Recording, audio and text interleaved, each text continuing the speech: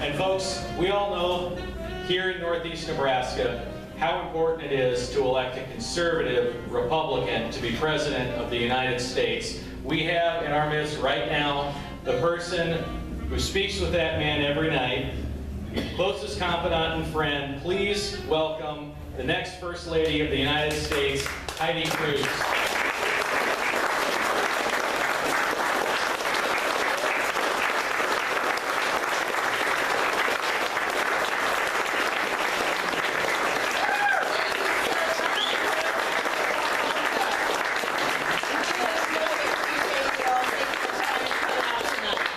Thank you. It is terrific to be here in Norfolk. You know, I did grow up in California, and we had some of our dearest family friends, my second grade school teacher, in fact, who left California to move to Nebraska.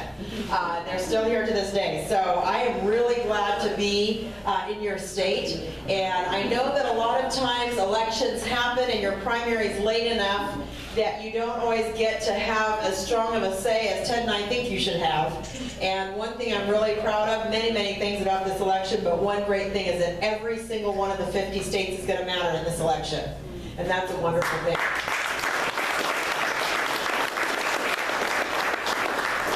You've certainly ordered up the right weather. You know, the two best months to campaign, should you ever be thinking of campaigning, are October and April. I just highly recommend it.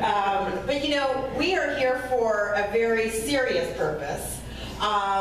Ted and I both believe that our country's a crisis, and I think a lot of you feel the same way. Amen. We're a young family. Ted was just elected to the Senate, and it would be so much easier for him to sit in the Senate for 20 years and, you know, try to vote the right way and come back to Texas and explain to people what he's trying to do. Our kids would be in college by then. You know, our kids' college isn't paid for. We've been trying to save money just like each and every one of you. And Ted came home after the first months from being elected in Texas and said, this government is not working the way that our founding fathers intended it to. It's way too big, and people aren't even trying to do what they said they would do when they were elected.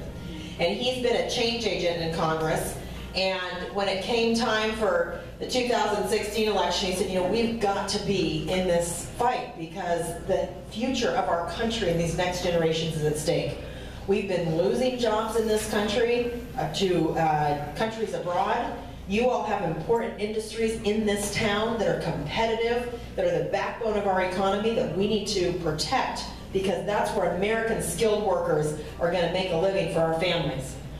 We had a great recession many years ago, but we have had the slowest economic recovery since World War II. We still have the lowest participation in the labor force. Kids coming out of college don't have job offers. And when I graduated from college, even an average student had 3 and 4 job offers. We must restore economic growth to this economy, and we know why this is happening. It's because we're taxing our companies more than any other country in the world. We're taxing our citizens, each and every one of you, to continue to have a huge budget. You know, we have 2 little girls. Caroline is 8. She just turned 8. If she were here, she would love to tell you that she just turned 8 on April 14th. She had about 4 cakes. And Catherine is 5. And when Caroline was born, Ted reminded me the other day, our national debt was $10 trillion. Today, our national debt is $19 trillion. In our little girl's lifetime, she's barely in 2nd grade. We have doubled our national debt, and that's never happened before in the history of our country. And the other thing, and we've traveled the country talking to small business owners and people our age, working and seniors, our interest rates are so low that seniors aren't able to live off their hard-earned savings. And a lot of people my age have never been fully put back to work. And you can't retire at 45 or 50 or 55. And a lot of people were laid off in our generation in the Great Recession that don't have enough to save and to live on. And they haven't been fully employed back into the economy. So we are in an economic crisis. The second thing is, we all know that our constitutional liberties are at stake. And I certainly feel it. And after being on this campaign, I've learned so many more stories about religious liberty being under attack. You know, we have a constitution that protects freedom of religion, people's right to speak out freely, people's right to worship as they please. That was the founding of this country.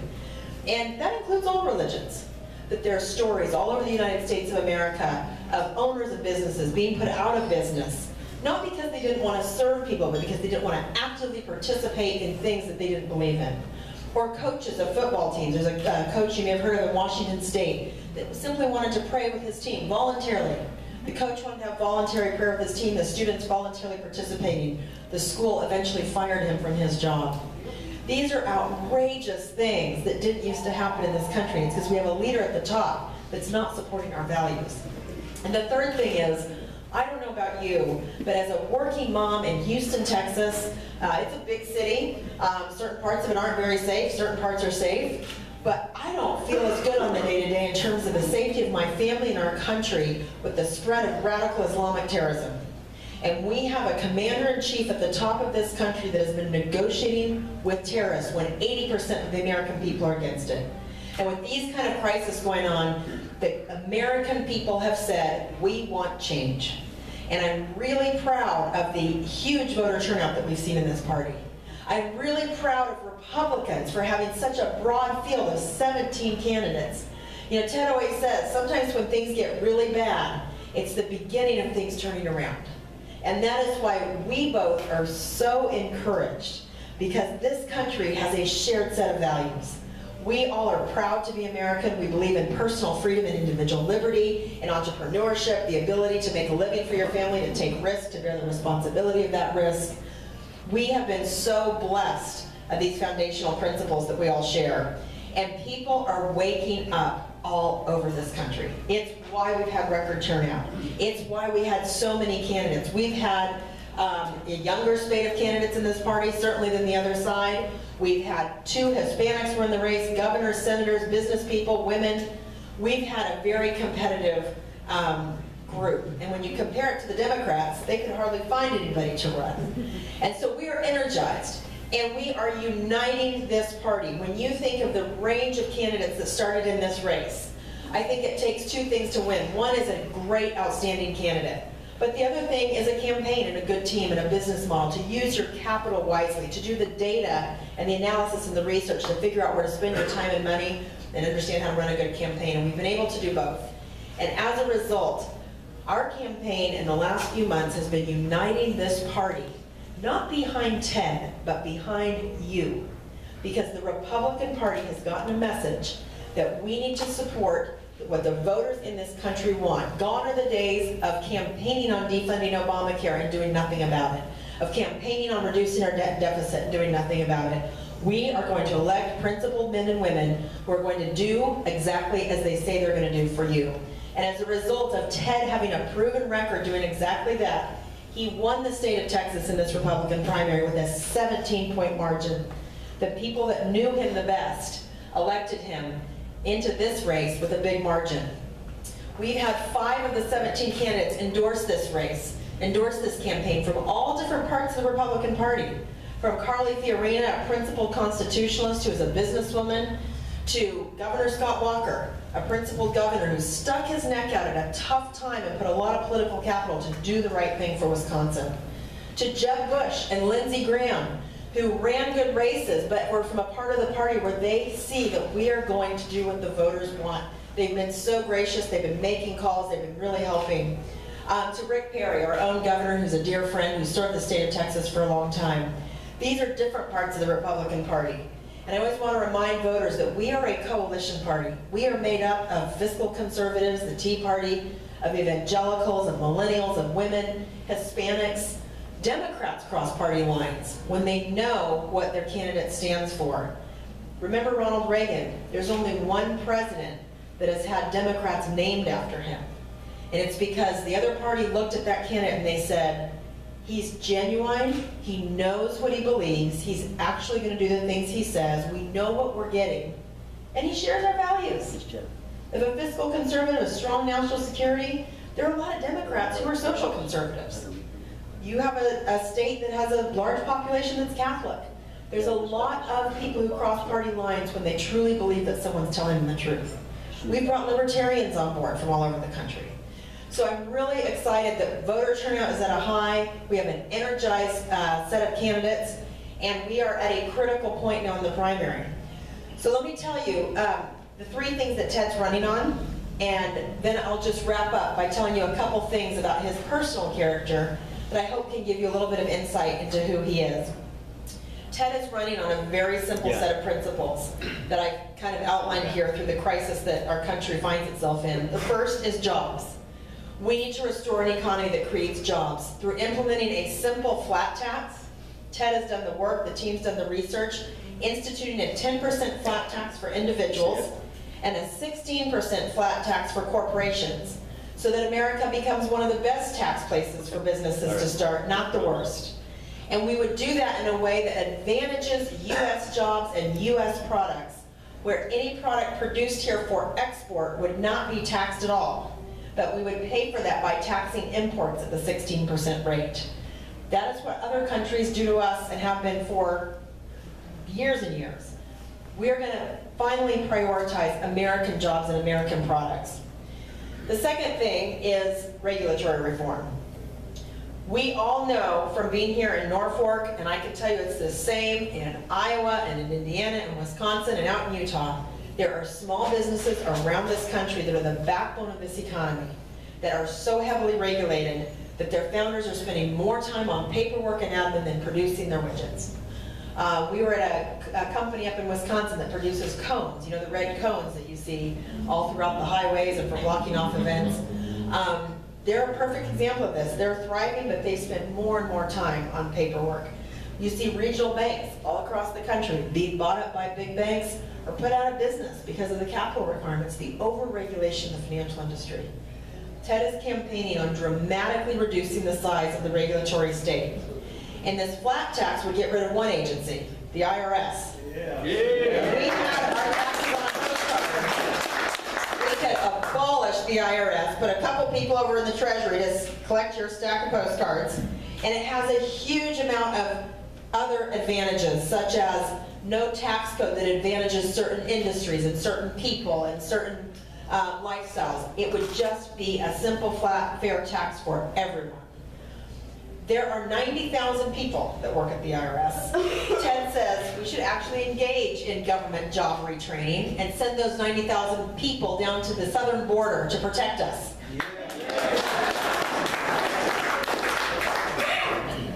We need to speak out for our constitutional freedoms. You have a couple candidates to choose from. It's a narrow field, but it is a distinguished field. And there are distinctions between the candidates.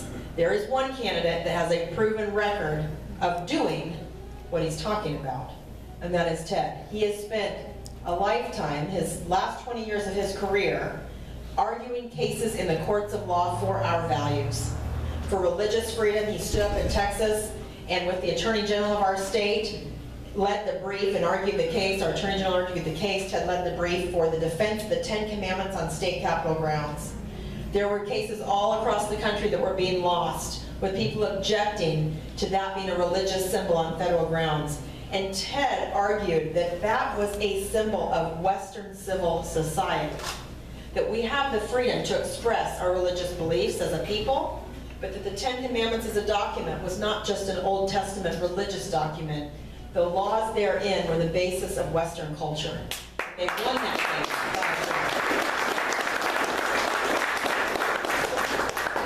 He's argued cases on the Second Amendment, our right to keep and bear arms. These cases are actually under attack. Democrats were trying to argue, the left was to put forth a case a few years ago, not so many, just 2 or 3 years ago, that said that this was a collective right, not an individual right. And Ted and other solicitors general around the country gathered 31 states to put together a brief. They argued it in the District of Columbia courts, and it preserved the right of the Second Amendment in the District of Columbia. That was a landmark case. If they would not have won that case, it would have dismantled the Second Amendment. These are real issues that we're facing. We have a Supreme Court that's in the balance with the passing of Justice Scalia. If we don't elect a president that knows the court, that knows these issues, these cases were won in 5-4 decisions. There's a right to life case that was won. Ted supported to uphold the federal ban on partial birth abortion. They won that case 5-4.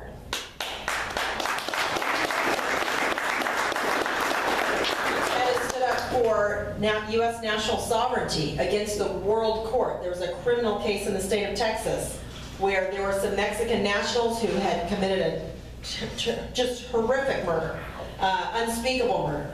And the Mexican government said under a certain treaty that we had signed that they should be let off death row, and the World Court was going to bind the U.S. judicial system and bind the states to let all criminals off of death row if they were foreign nationals and had not had their embassies contacted.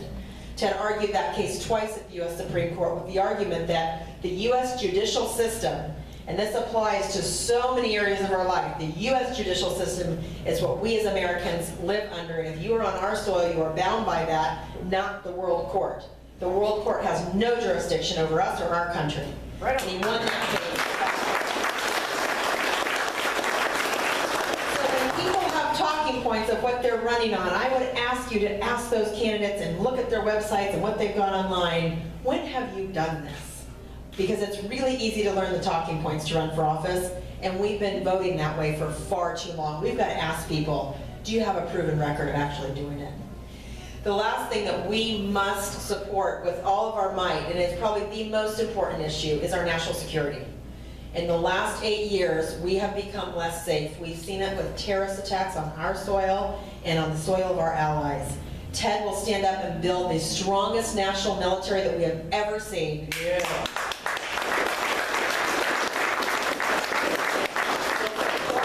Women in uniform with the training and equipment that we need, and his philosophy is we should only be fighting wars where the U.S. national security interest is at stake, not where everybody else's is. We need to put veterans first in line, to choose their doctors, to have the best performance in that system, not the worst. And he will have the back of every man and woman in law enforcement and celebrate their service, and once again make that the most admirable, honorable career in this country.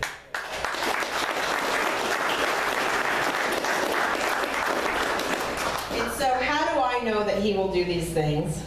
Because he always has. And I can tell you, I know him better than Fox News does. I know him better than any of the news media outlets. And this is a person that we have been waiting for as a candidate, a constitutional conservative that believes in the rule of law, that understands that our society is based on freedoms for everyone. This is not his viewpoint. He is not running to have everybody be the same. He's running to restore our constitutional liberties. He's a person who understands that jobs and the economy and growth are in the private sector, and that we have to do some dramatic things in reducing the size of government to make it work again. And he understands Reagan's philosophy on foreign policy. And so this is a candidate who will do these things, who we've seen will do these things at any political cost. We have two branches of government at stake, the executive branch and the judicial branch. There's no one else who knows the Supreme Court like Ted does. This will have implications for the next at least 50 years. And so let me tell you the personal qualities about Ted that caused me to fall in love with him and that you can trust in. And I can tell you have been true minute to minute. This is a person of incredible principle. And we've talked about that. He was raised by Heidi Cruz, a man who came here from Cuba as a teenager who had fought for freedom, who had been tortured, thrown in jail, had his teeth kicked in for the cause of liberty. And he is one of the most powerful speakers in this country of the importance of elections, of getting out to vote. This is how we protect ourselves from the tyranny that can become a government, that can become a tyrannical government. We have become a citizenry that is inactive, and democracy only works if we all get out there and take the time and the effort like you have tonight to get involved. Ted's mother was the first in her family to ever go to college. She was raised by a blue-collar family who worked in the factories for the DuPonts. Father did not believe she should go to college, and she went out and got a degree in math in the 1950s and became one of the leading computer programmers for the oil industry. Ted was raised by people who were principled, who worked hard. They had a small business, it rose, it fell. They understand what it means to live the American dream, to bear the responsibility of paying. In this world that Ted really listens to, he's a great listener, he's built a great team, and he listens to a lot of things I tell him, but if I'm not quite getting through, I invite his mother over. She has a backbone of steel. She's 82, and she still can stay up later at night than he can, which is quite a feat. He's a late night owl. She's very calm. She's totally unflappable. So when you see Ted on TV and on the stage telling his colleagues to go ahead and take a breath, as he did in the debates with the current frontrunner, you can see someone who is not easily rattled, and that comes from his mother. And so whenever we need to get something through to him that we want him to do, I invite Mimi over, and she waits him out. By the time she leaves, and the job's done. So I tell Texans that there's one person that their U.S. Senator still listens to, and that's his mother. Ted has courage, and we've seen that in the Senate, and I can guarantee you he will not let us down. He will deliver on these promises. He will not be deterred by the Iranians, by foreign governments, by leaders in Congress who don't want to get anything done. He's got a backbone of steel, and he's going to do it. And the last thing I want to share with you is just how incredibly thoughtful this person is.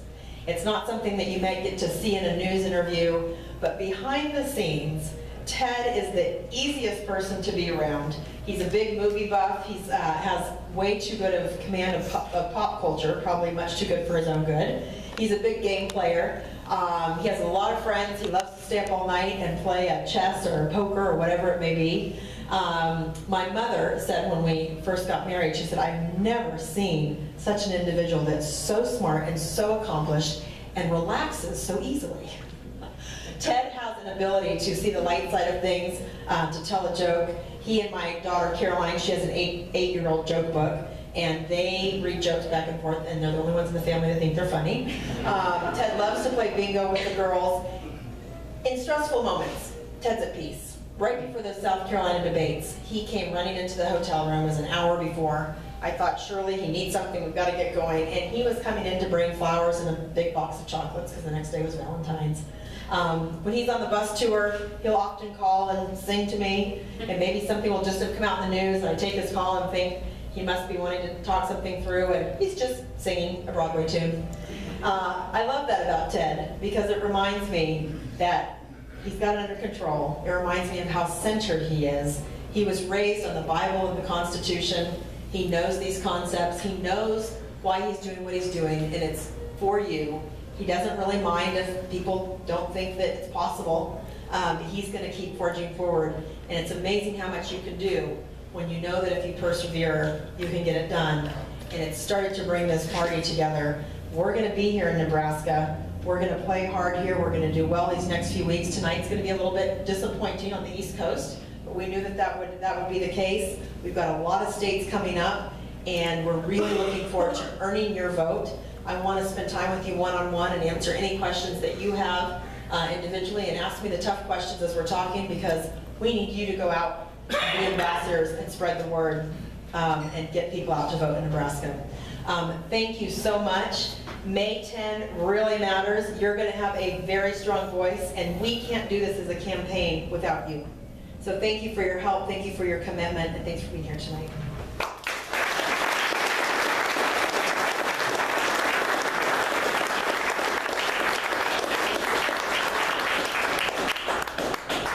And I can't thank John enough for standing up as our state chair. You have incredible leaders in this state, a great state government, and we are so honored to be standing beside John as we come in here to Nebraska. So.